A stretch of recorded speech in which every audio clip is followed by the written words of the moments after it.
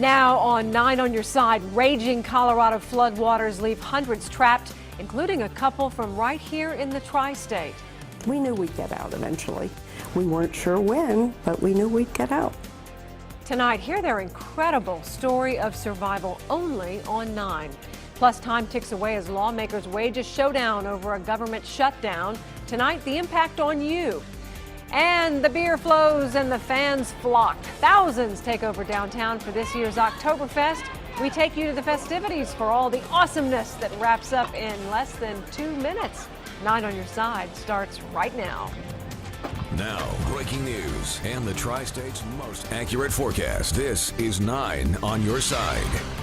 Tonight, a new look at the damage done by the devastating flooding in Colorado. These are pictures from Idaho Springs, where roads across the city are crumbling after being inundated by floodwaters. Good evening. Authorities in Colorado say it could take months, even years, to recover from destructive flooding in sections of the state. Boulder Sheriff Joe Pelley got an aerial view of the county where he grew up, and he knows every square mile. He says he barely recognized it anymore. Entire communities are devastated. Left-Hand Canyon is not a repair job. It is a start completely over job. The flooding is blamed for at least 8 deaths. Many others lucky to barely escape, among them an Anderson Township couple in Colorado vacationing. 9 on your side's Amy Wattis talked to the couple. She's live in the studio with the story you'll see only on 9. Amy? Well, Julie, that's right. The Groves just got back to the tri-state 3 days ago. A vacation, they say, certainly makes the record books. Sky, come. Suka, come.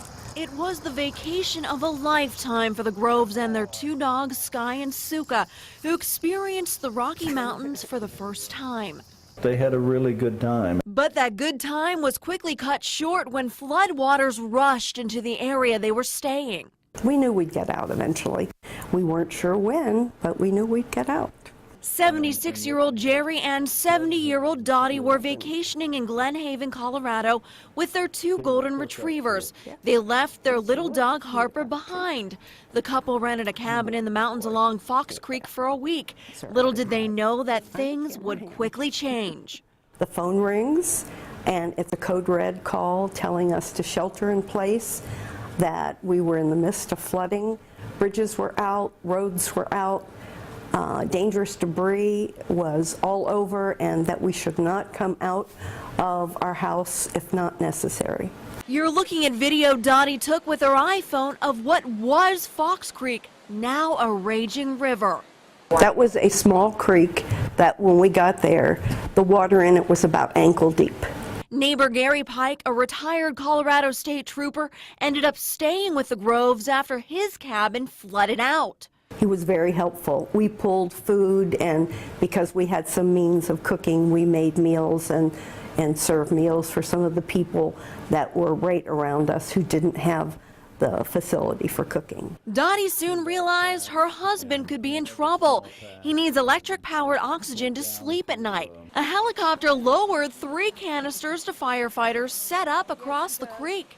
They built a pulley line and sent the oxygen across. The next challenge was to zip line the couple across the raging rapids. Our first question was, can our pets go with us across the zip line? Because if our pets can't go with us across the zip line, we ain't going.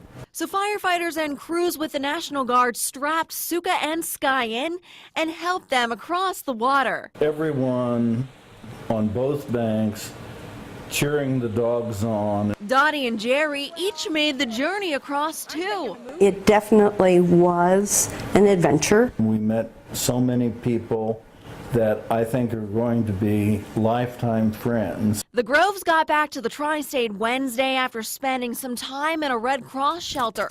They do say they will make it back to Colorado soon.